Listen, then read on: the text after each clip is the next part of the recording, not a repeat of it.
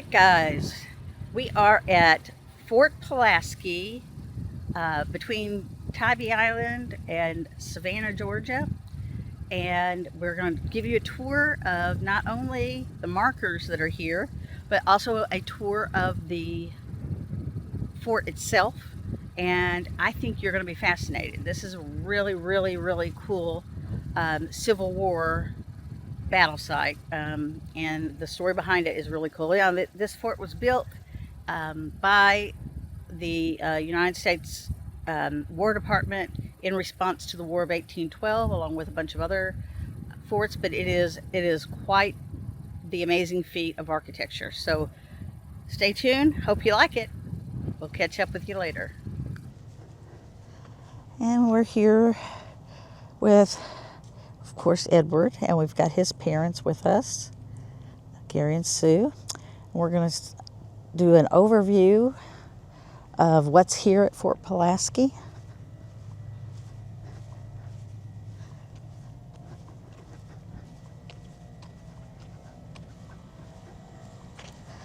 Let's take a walk through the visitor center real quick. These are some building tools of the trade here.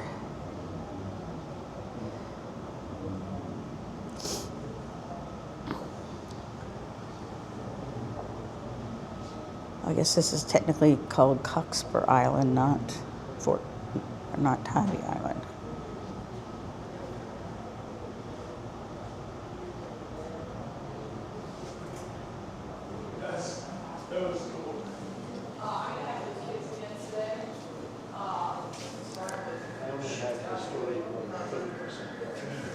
This is about the CCC and what they did here for the rehab of the fort.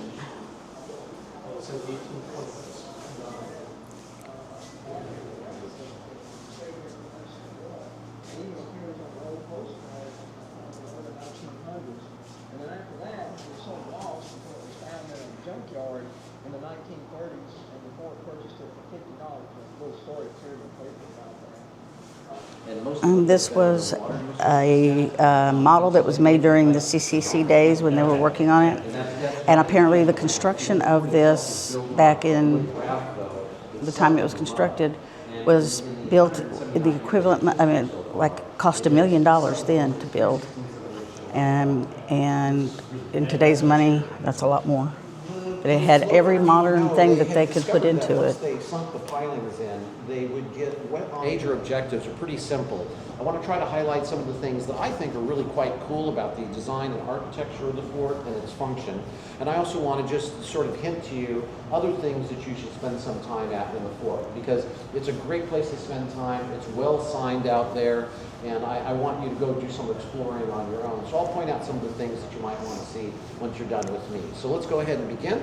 We'll be walking on out here.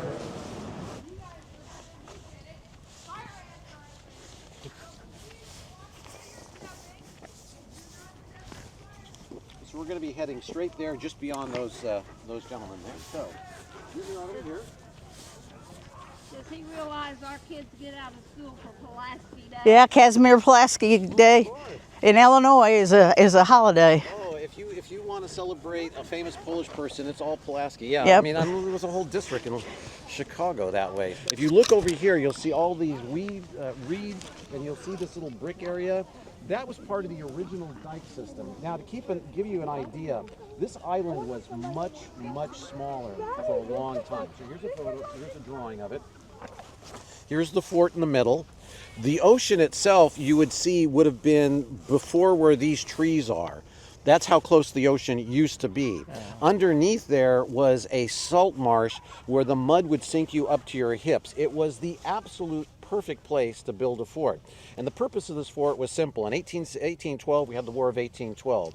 As we all know, the British came over, they saw the American forts, went, oh, we'll just walk right around them, and they did, and they sacked Washington, D.C.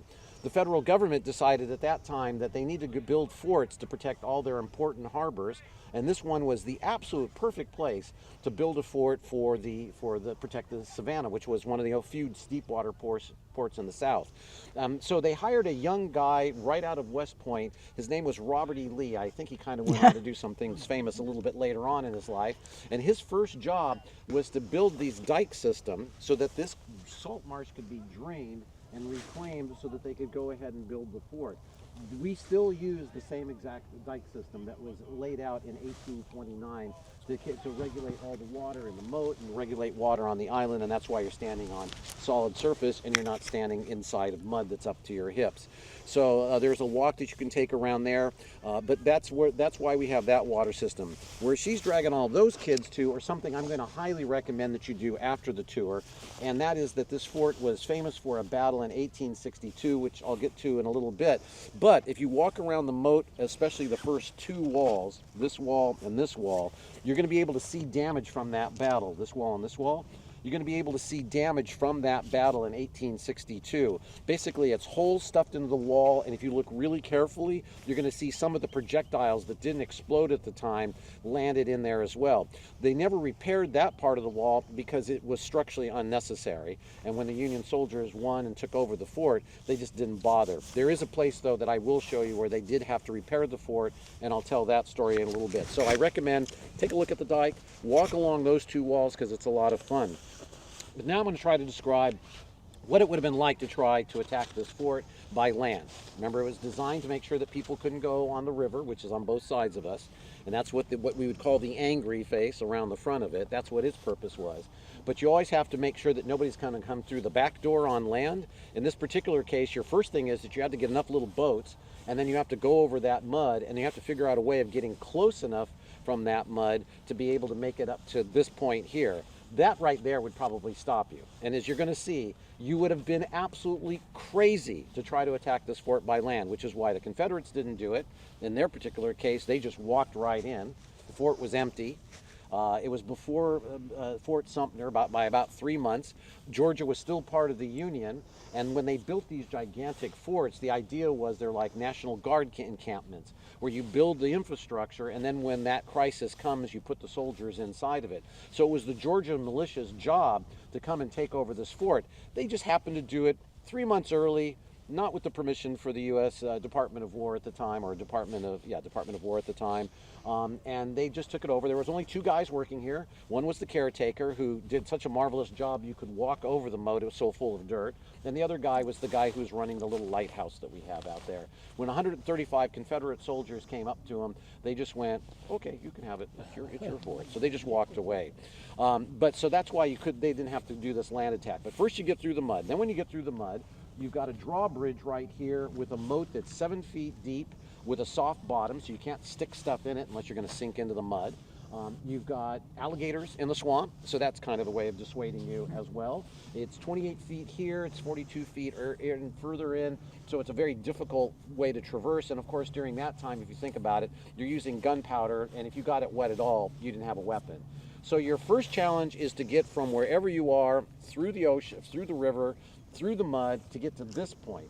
And then this thing's called the demi-lune, this little triangular piece. This looked differently back then. This looked more like a conventional dirt fort with a flat area and big walls and guns facing out.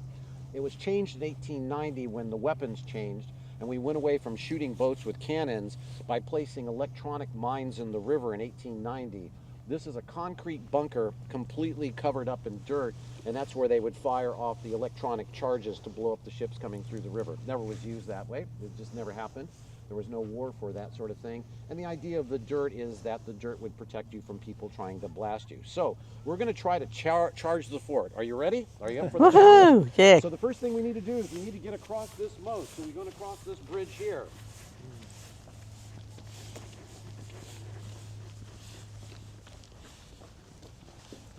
And we're not going to make it easy for you, because if you look right there, you can see the little hole there. That's where a cannon would be shooting at you. So we would just shoot you and blow up the bridge at the same time, and that would take care of at least a bunch of you. Then, by the time you got here, this is a drawbridge. This would have been raised, so that made this an impenetrable wall. And then, assuming that you made it through this drawbridge, you have to run the gauntlet. When the fort was originally designed, there were guns here, there were guns on this side, and you'd be part of a cross-shot fire. So you'd have to run through this particular area, and you'd be getting shot at the entire time. But let's assume for a moment we're such a talented crew that we've actually made it past here, all right?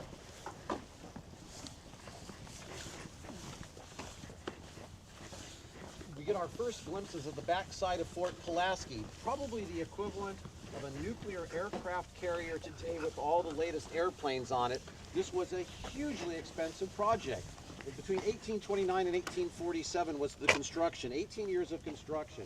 It cost over $1 million in 1829 dollars. So that was a lot of money. This was a state-of-the-art fort, and it was one of 42 forts like this up and down the East Coast, and there's 2 of them on the West Coast. Fort Alcatraz was one of these kind of forts, and also Fort Point in San Francisco. So now we've made it through the gauntlet. Who knows how we made it alive, but we're going to challenge the fort because we can now see the door. But by the time we're running this direction, we're going to notice that the drawbridge here is going to go up, and it's going to very tightly fit within the fort in such a way that you can't take a crowbar and try to pull it down. And it was so well built, it was going to be very difficult to bludgeon it. So let's assume for the moment our team is up for it. You guys are all up for the war. I'm going to get in front of you so I can Land hear on this the camera. bridge. And while we're on this bridge, if you look that direction, you'll see a cannon that's firing at us. And if you look that direction, there's another cannon firing at us. And all these little holes that you hear, these slits, they're called loopholes. And we've got soldiers, and this is where the soldiers' barracks were, so they're going to be pissed off at you. So they're going to be shooting at us. So we'll just get a bunch of you on this bridge here. We'll delay your time with the drawbridge, and we'll just blow you up with a cannon. But let's assume for a moment a few of you make it over this, and you make it over the drawbridge. Well, this is only one of 3 barriers right at the front. There's the drawbridge. There's this gate that will come down, and they'll use metal bars to secure the gate. Then these are the original 200-year-old doors for the fort itself. Come on through here. Anybody want to take a guess as to why we have all these pieces of metal sticking out? What do you think that was for? I don't go Try to against take an battering axe to rams. this door. An axe, yeah. A battering ram is ram. going to work that way. Take it to an axe. I'll show you if you guys come over, just stand over this way here. I'll move the door a little bit. God, this is heavy. Every night we have to close this door and then sneak through this little door to get out of here. Oh my. So we would lower the bar. That would prevent this from being banged in, so you couldn't knock it down. It's very difficult to do with a bludgeon. You couldn't take an axe, and the axe isn't going to do anything to it. So let's assume for the moment that we actually made it through this door. Well, geez, we're home free, right? No, not really. These are loopholes. On both sides of these are the bedrooms for the guards. So if you come, especially at night, the guards are going to be very upset. They're going to be shooting at you through a crossfire. You can't hurt them because they're on the other side of this. But let's say for a moment you were able to just duck and make your way through all these gunfires. Well, you notice that we're on this ramp, right? Well, up at the top of the ramp, as a defensive, I would probably bring a couple of barrels of grease. And then I would just let the grease flow down here. And remember what soldiers were wearing at the time. They're wearing leather-soled shoes with no treads to them. So you have to get up this hill, which is difficult enough to do when it's damp, but it's all going to be greased up. But let's assume that you even made it up this hill, and you've got these doors are now closed. You'll notice they have openings so that we can shoot at you when you're coming straight through. That should take care of you. But even if you made it through these doors, we have the final weapon, which is right there, and that's a howitzer cannon that's facing straight towards the door, and it's aimed. We just blow you up as you're coming through what's known as the sally port. So because of that, and most of these third system forts had this kind of defense for their one entrance, it's impossible to destroy one of these forts by land, which is why nobody ever in their right mind thought about it. The Union soldiers never did, the Confederates never thought about it. These things are so well designed, they can handle any kind of an enemy. What we're going to do next is we're going to walk down this corridor as we're passing through here. What you're going to be able to see is where the officers lived, the senior officers. On the other side over here is where the junior officers are. I'll talk about that at the end of the tour, some of the things you'll see there. But let me show you some really fun stuff over here. Let's all say hi to Ray. Hi, There's Ray. some volunteers here. Hi, Ray. This is our store, so if any of those have passport stamps and stuff, this is where you're going to want to come. Okay. Where we have 8 stamps, we're like a Target. Wow. Designer around here. As we're walking along, I'll explain in a few moments what these are about, but notice these little slits down on the floor. They're going to become an important thing here soon. Were the blocks laid in? So most of what you're walking on right now, these bricks were redone between 1935 and 1937 as part of the Civilian Conservation Corps. This thing was in miserable shape when it became a national monument in 1924. It took 10 years for them to get the CCC to come in. It was falling apart. Thankfully, the CCC saved it, and almost all the stuff that you're going to visually see was done way back then. What I'd like you to do is just pop your head and look down in this window. I'm not going to take you in there because the fans make it really loud, but you're looking at one of the high-tech solutions here. That is a water system. That holds 20,000 gallons of water. Now you may be asking yourself, or if you're not, you may be asking as I'm mentioning, how do you get water in here? Well, this fort itself is built on mud. There's no hard surface below us. There's no bedrock to it. So on that mud, they ended up building a wooden raft by sinking 70-foot tall pine trees down into the ground by hammering them down. The pine trees would get soaked up with mud on the outer edge but remain dry on the inside. Quite frankly, they're petrifying in place the way it is because of the mineral from the mud and stuff like that. Come back here in about 12,000 years or so, and that'll all be petrified wood. They did it so accurately, and the brickwork in here is so well done that this entire fort, 13.5 million bricks, has settled only 3/16 of an inch in that corner. That's it. That's why when you're looking around, you do not see cracks in the brickwork because it was so well designed and so well built that it's been able to hold up for that sort of thing. The only holes in here are the ones that we blasted in. So you've got these cisterns. How do you fill them? It's mud underneath. It's brackish water. The ocean's straight up ahead of us. Over there you've got 2 rivers, so it's brackish water. They had a very, very clever solution. They created their own water filtration system. So look across the campus, look at number 17 and number 16. You'll see there's a little hole. There's the V for the 2 arches. So up the area up above, it's called the terraplane. When it rains, the water will go through what is basically a grass dirt field. The water will soak through, and the dirt up there will filter out a bunch of the particulates. Then it'll reach a layer of oyster shells, and God, we have a lot of oyster shells around here. And the oyster shells will pick up the large parts of pollutants. And then it'll go through a layer of very, very fine-grained sand, and that'll filter out the rest and create potable water, very, very good drinkable water. And then it'll hit the next thing, which today we kind of laugh at, and that's 2 lead sheets. Back then, that was what you used. But then you had 2 lead sheets, so now you have this fresh water soaking through the ground, already filtered. The lead sheets would lead to pipes that go in between the bricks, and those little holes are basically overflow. So if the cisterns are filled, it's like the little thing on your sink that you have where the overflow is.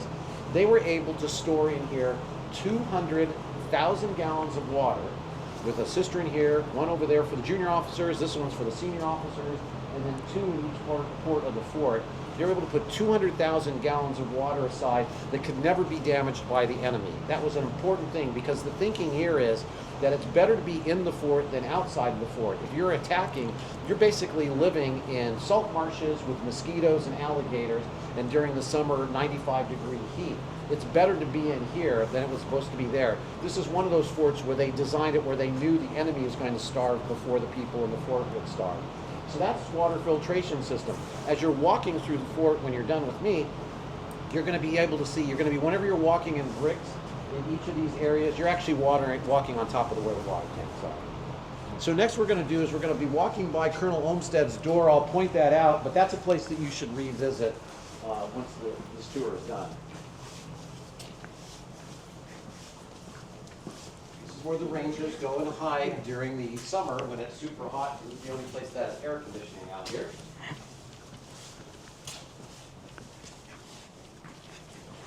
This is Colonel Olmsted's office. He was the Confederate soldier. He was the head of the Confederates and was the one who surrendered to the Union. And this is where they did the sword event. And the sword is inside of the museum itself. That's a large pecan tree. For those who don't know, that's what a pecan tree looks like. There used to be 2. One fell down in a hurricane. This is a fig tree that actually works.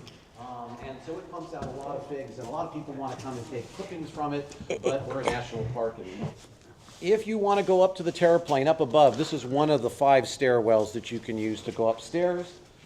In this room, this used to be a storage storage area for gunpowder, but when this became a prison, this is where it was solitary confinement, and it's very creepy if the light doesn't turn on when you first walk in there. You may want to get a close-up of this here. This is what I'm going to be talking about next.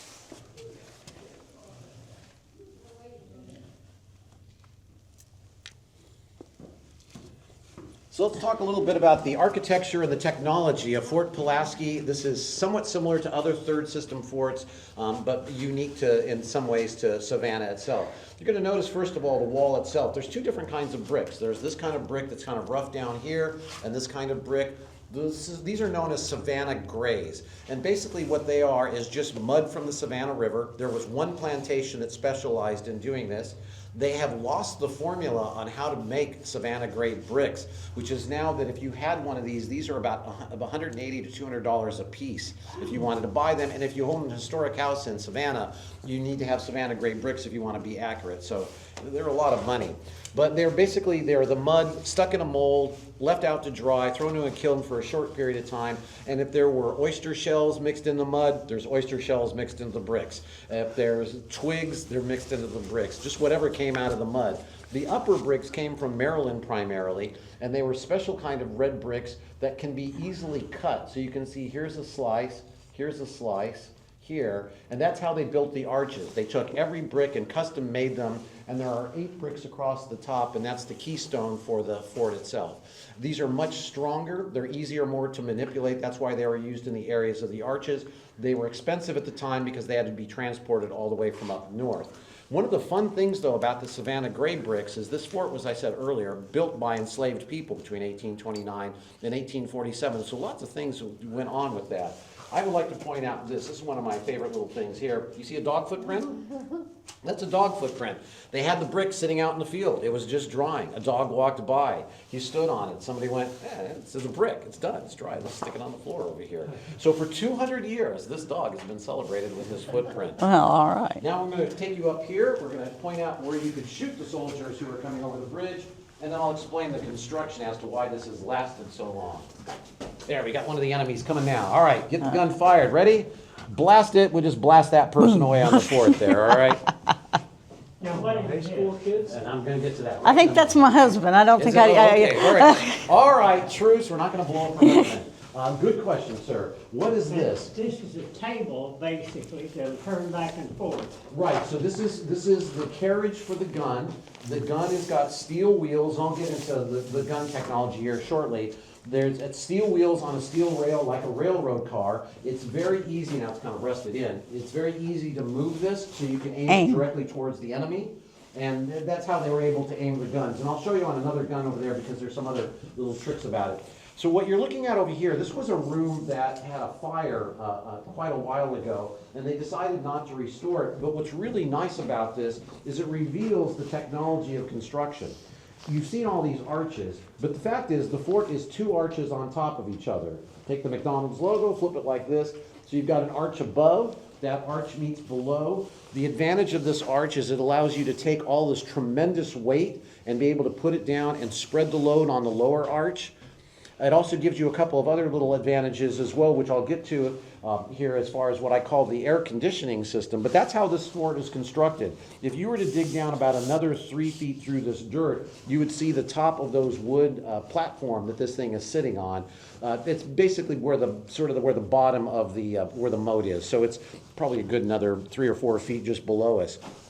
But it's one arch sitting on top of another arch makes for an incredibly, incredibly strong structure. You can also see in this room here, it's very easy to see the enemy. You've got the loopholes where you can fire guns, muskets and stuff, and then you've got, of course, the cannons that are all aiming towards those who are trying to invade the fort from the backside. These vaults that you see below us, in the cisterns, that's where the water is stored.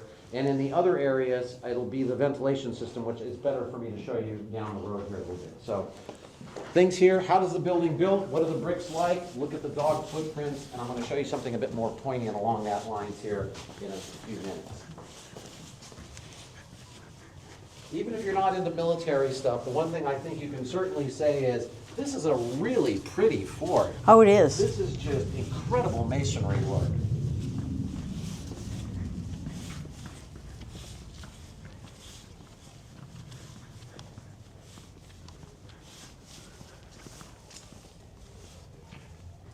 Well, guys, that was our tour of not just Fort Pulaski, but the markers at Fort Pulaski. I hope you enjoyed it. Hope you learned a lot as much as I did.